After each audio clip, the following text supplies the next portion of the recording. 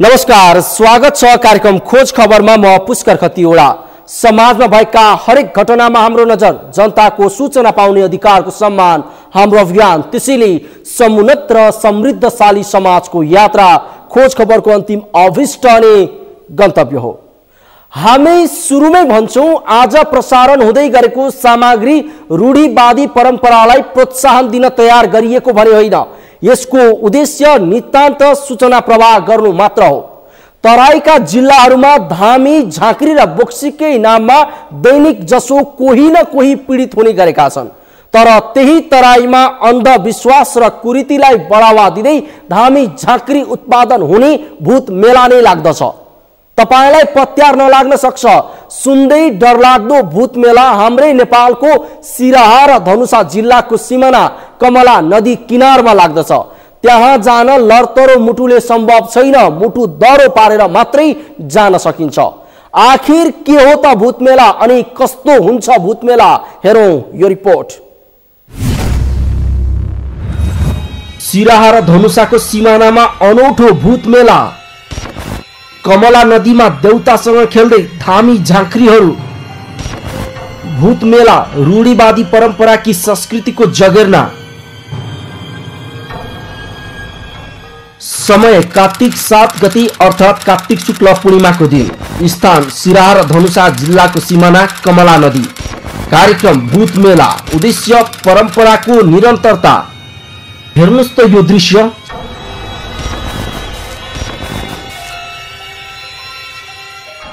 सुन्दा र देख्दा पनि पत्यार नलाग्न सक्छ। तर सिराहा र धनुषा जिल्लाको सिमाना स्थल कमला नदीमा प्रत्येक वर्ष कार्तिक शुक्ल पूर्णिमाको दिन भूत मेला लाग्छ। अनि यो भूत मेलामा तान्त्रिक विद्यामा सफलता पाउने भन्दै सहभागी हुनेहरूको संख्या हरेक वर्ष बढ्दो छ। यति मात्र होइन, धामी, झाँक्री बन्ने विश्वासमा अनौठो तरिकाले शरीरलाई बटारेर आगोसँग खेल्दा आफूलाई देवतासँग खेलेको ठान्दछन् यिनीहरू। थुकरल है तैले स्नान कर जाय छियै। अपन घर में अथी रहते, अपन पंथ रहते, त जखन मन हेतै तखन हम एबै। 21औं शताब्दीमा पनि निरन्तरता पाइरहेको यो भूत मेलामा भूत, बोक्सा बोक्सी, दुष्ट आत्मा, पिशाच, काला जादु, टुनामुना, कुचक्री लगायतले सताइएको भनिएका मानिसहरू कमलामा नुहाएमा कमलेश्वरी देवीले निको पार्ने जनविश्वास छ। यति मात्र होइन, अनौठो तरिकाले लड्ने, रुने, हाँस्ने, उफ्रिने, विभिन्न गतिविधि गर्दै शरीरलाई बटार्ने, आगोसँग खेल्ने यो मेलाको मुख्य विशेषता हो।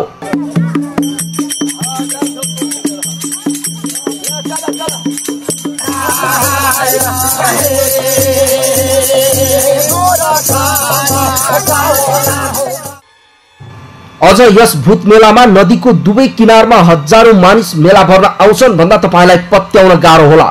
जीवन मृत्युको दोसाँधमा परेकाहरू पनि यहाँ आउने बित्तिकै को कसबाट सताइएको हो यसबारे आफै बक्न थाल्ने विश्वास छ।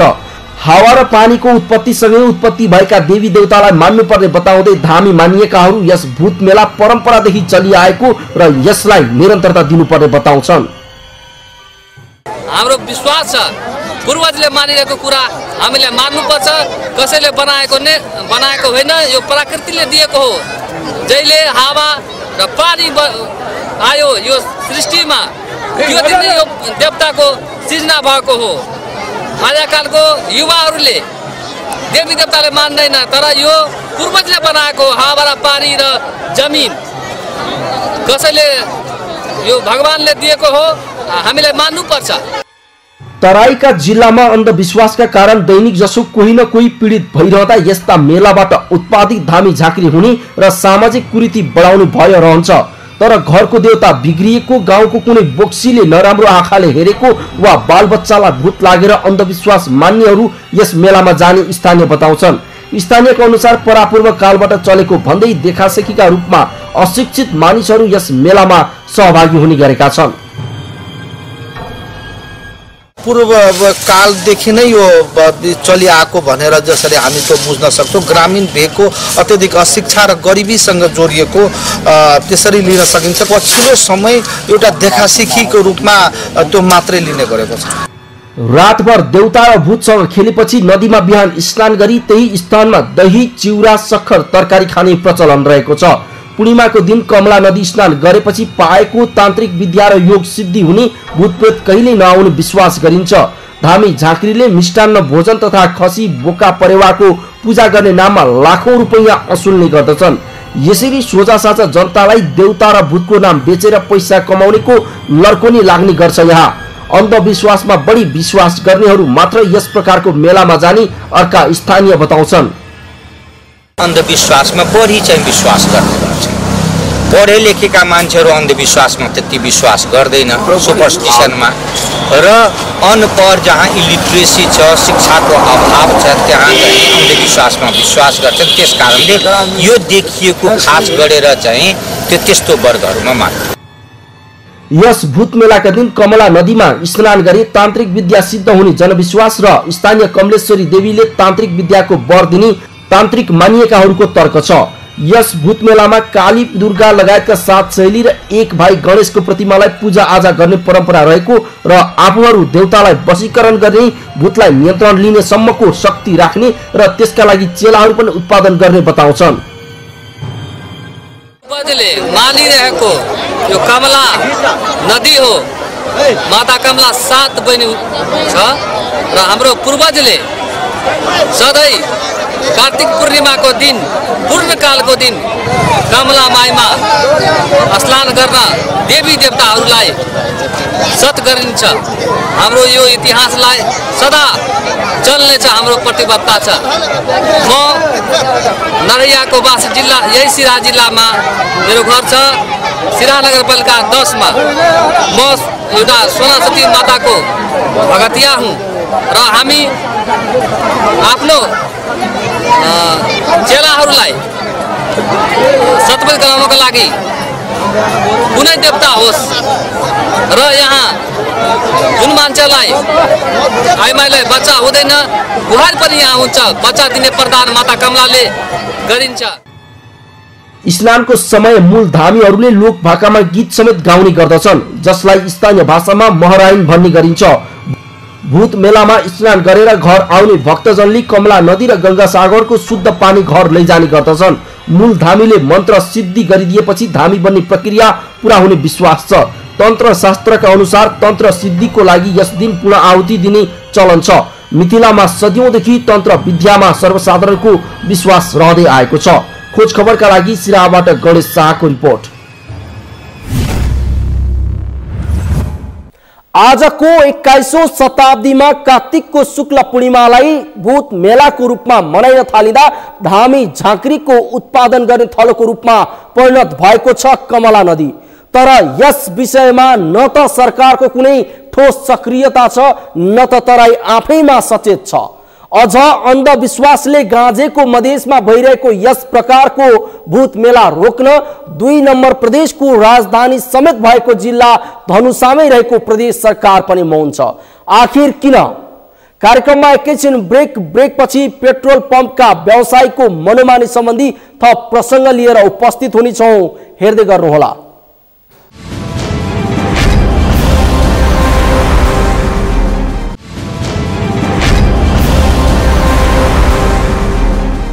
ब्रेक पछि स्वागत छ। कार्यक्रम हो खोज खबर। के तपाईले आफ्नो सवारीमा इन्धन भर्ने बेला आफू ठगिँदै छु कि भनेर कहिले विचार गर्नु भएको छ? यदि छैन भने अब विचार गर्नुहोस्, किनकि तपाईलाई पेट्रोल पम्प वालाहरूले झुक्क्याएर भनेको भन्दा कम इन्धन भर्न सक्छन्। हुन त यो कुरा सामान्य हिसाबबाट बुझ्न सकिँदैन। ठग पेट्रोल पम्पहरूले उपभोक्ताले पत्तै पाउन नसक्ने गरी पेट्रोल पम्पमा सफ्टवेयर नै राखेर ठगी गर्ने गरेको खुलासा भएको छ। यसरी प्रविधिको दुरुपयोग गरी दशैं यता मात्रै 8 पेट्रोल पम्पले 4% सम्म इन्धनमा ठगी गरेको रहस्य फेला परेको छ। यसअघि पनि हामीले पम्प वालाहरूको ठगीको वास्तविकता उजागर गरेका थियौं, तर अहिले पनि ठगी रोकिएको छैन। के छ त वास्तविकता? हेरौं यो रिपोर्ट। सफ्टवेयर नै राखेर उपभोक्ता ठग्दै पेट्रोल पम्प, 4% सम्म इन्धन ठगी गरेको खुलासा। दशैं यता मात्रै 8 वटा पेट्रोल पम्प कारबाहीमा। के तपाईले आफ्नो सवारीमा इन्धन भर्ने बेला आफू ठगिँदै छु कि भनेर कहिल्यै सोच्नु भएको छ? यदि छैन भने अब विचार गर्नुहोस्। तपाईलाई पेट्रोल पम्प वालाहरूले झुक्क्याएर कम परिमाणमा मात्रै इन्धन भर्न सक्छन्। हुन पनि सामान्य हिसाबमा उपभोक्ताहरूले पत्तै पाउन नसक्ने गरी पेट्रोल पम्पमा सफ्टवेयर नै राखेर ठगी गर्ने गरेको खुलासा भएको छ। यसरी प्रविधिको दुरुपयोग गरी दशैं यता मात्रै 8 वटा पम्पले 4% सम्म इन्धनमा ठगी गरेको रहस्य फेला परेको छ। आधुनिक प्रविधिको प्रयोग गरेर विशेष गरेर अब डिजिटल सिस्टमबाट पम्प व्यवसायहरूले ठगी गरेको शंका चाहिँ अब कतिपय पम्पहरूमा भइरहेको पनि थियो र हामीले यसमा चाहिँ पछिल्लो पटक अनुगमन गर्दा यो केही चाहिँ अब पम्पहरूमा यस्ता त्रुटिहरू भेटियो जहाँ चाहिँ हामीले अध्ययन गर्दै जाँदा मदरबोर्ड पल्सरहरूको हामीले चाहिँ धेरै सूक्ष्म रूपमा अध्ययन गर्दा चाहिँ उहाँहरूले पल्सर युनिटमा चाहिँ केही चाहिँ प्रोग्रामिङहरूमा नै परिवर्तन गरेर चाहिँ उहाँले चोरी गर्नुभएको रहेछ र यस्तो किसिमको चाहिँ चोरी चाहिँ अब आँखाले चाहिँ केही पनि देख्न नसक्ने, किनभने यो प्रोग्राम छ त्यहाँ कुनै चाहिँ नयाँ स्पेयर पार्ट्सहरू चाहिँ जडान गरेर देखिँदैन, तर उहाँहरूको चाहिँ एउटा चाहिँ स्पेसल कोडिङबाट चाहिँ एक्टिभ गर्ने र डिएक्टिभ गर्ने, जस्तै अनुगमनको क्रममा चाहिँ सही परिमाण देखाउने भयो र उपभोक्तालाई बिक्रीको बेलामा चाहिँ घटी परिमाण बेच्ने चाहिँ प्रविधि प्रयोग गरेको चाहिँ हामीले पहिचान गऱ्यौँ र अहिलेसम्म यो काठमाडौँमा, बारामा, रूपन्देही, कपिलवस्तुमा गरेर 8 वटा पम्पहरूमा हामीले यी कुराहरू पत्ता लागिसकेको छ र थप अन्यमा पनि हामीले अनुसन्धान गरिरहेका छौँ। हो, नेपाल गुणस्तर तथा नापतोल विभाग र वाणिज्य आपूर्ति तथा उपभोक्ता हित संरक्षण विभागको अनुगमनबाट पेट्रोल पम्पहरूले ठगी गर्ने गरेको खुलेको हो। काठमाडौँको सानो भर्याङमा बङ्गलामुखी आयल स्टोरले सफ्टवेयर राखेर तेल बेचेको पुष्टि भएपछि सरकारले अन्य पम्पको अनुसन्धान पनि अगाडि बढाएको थियो। इहुन सफ्टवेयर राखी ठगी गर्ने पेट्रोल पम्प। विजय आयल स्टोर्स कलैया 13-12 मदरबोर्डको सिल बिगारेको र घटी परिमाण। मोहम्मद आयल स्टोर कलैया 14-12 मदरबोर्डको सिल बिगारेको र घटी परिमाण। स्वस्तानी माता आयल सेन्टर बरियापुर 12 मदरबोर्डको सिल बिगारेको र घटी परिमाण। अमित आयल स्टोर 12 मदरबोर्डको सिल बिगारेको र घटी परिमाण। श्री शंकर आयल स्टोर 12 मदरबोर्डको सिल बिगारेको र घटी परिमाण। न्यू बंगलामुखी आयल स्टोर्स स्वयंभू काठमाडौँ घटी परिमाण। शंकर आयल स्टोर रूपन्देही 3 देखि 4% सम्म घटी परिमाण र आफ्नै सफ्टवेयरको प्रयोग। रिया आयल सप्लायर्स कपिलवस्तु 3 देखि 4% घटी परिमाण। तर ठगीमा ठूलो मात्रामा व्यवसायीहरू सक्रिय नरहेको विभागको अनुमान छ। यसरी ठगी कार्यमा लाग्ने पेट्रोल पम्पहरू कुल पेट्रोल पम्पको संख्याका आधारमा 15% सम्म हुन सक्ने विभागको आकलन छ। ठुलो परिमाणमा यस्तो ठगीमा चाहिँ ठुलो संख्यामा चाहिँ व्यवसायहरू संलग्न भएको पनि छैन। हामीले चाहिँ यो विभिन्न किसिमको चाहिँ अनुगमनको क्रममा भेटिएको विगतमा कमीहरू त हामी कहिलेकाहीँ पत्ता पनि लगाएका हुन्छौँ। त्यसले गर्दा 10-15% हाराहारीमा यी व्यवसायहरू चाहिँ यता यस्तो गलत कार्यमा लागेको भन्ने हामीले चाहिँ अनुमान गरेका छौँ। ठुलो सङ्ख्यामा छैन, मिसावटको छुट्टै कारबाही हुन्छ। तर नापतोलको विषयमा चाहिँ पम्प व्यवसायी होस् या पम्पको मर्मतकर्ता होस् या त पम्पको आयातकर्ता होस्, कसैले पनि परिमाणमा असर गर्ने गरेर कुनै पनि किसिमका चाहिँ काम गरेको अवस्थामा उहाँहरूलाई यसलाई हदैसम्म चाहिँ दण्डनीय चाहिँ हुन्छ। यो अहिले चाहिँ स्ट्यान्डर्ड नापतोल ऐनको चाहिँ यो पछिल्लो संशोधन अनुसार चाहिँ उहाँहरूलाई 3 वर्षसम्म कैद र 10,000 रुपियाँसम्मको जरिमानाको व्यवस्था छ। उपभोक्ता संरक्षण ऐन अनुसार कुनै पनि वस्तुको मूल्य परिमाण नापतोल झुक्क्याएर ढाँटेर ठगी गरे भने फिल्डमा नै 2 लाखदेखि 3 लाखसम्म जरिवाना गर्न सक्ने प्रावधान छ। यता मापदण्ड अनुसार प्रति 5 लिटर 10 देखि 15 ml सम्म टोलरेन्स लेभल हुने अर्थात् बाष्पीकरण भई नष्ट हुन सक्छ भनिएको छ। यसलाई कानुनले पनि क्षमा गर्छ।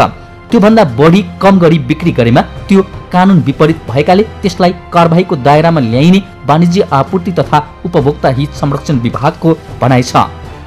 प्रति लिटर 3% भनौँ न त्योसम्म चाहिँ एक्सक्युजेबल हो। त्योभन्दा बढी चाहिँ कम गरेर गऱ्यो भने चाहिँ त्यो कानुन विपरीत भयो, त्यसलाई कारबाहीको दायरामा आउँछ। र हाम्रो ऐनले चाहिँ के भन्छ भन्दाखेरि उपभोक्ता संरक्षण ऐनले कुनै पनि वस्तुको चाहिँ मूल्य, परिमाण, नापतौल यस्तो घटी गरेर, कम गरेर उपभोक्तालाई चाहिँ ठगी गर्यो होइन, झोक्याएर ढाँटेर बिक्री वितरण गर्यो भने अहिले नयाँ ऐनले चाहिँ कारबाही स्वरूप खास गरी यो विभागको निरीक्षण अधिकृतहरूलाई जो निरीक्षण गर्न खटाइएको छ उनीहरूले फिल्डमै पनि 2 लाखदेखि 3 लाख रुपियाँसम्म जरिवाना गर्न सक्ने प्रावधान पनि छ। कारबाहीबाट बस्न लबिङ गर्दै व्यवसायी।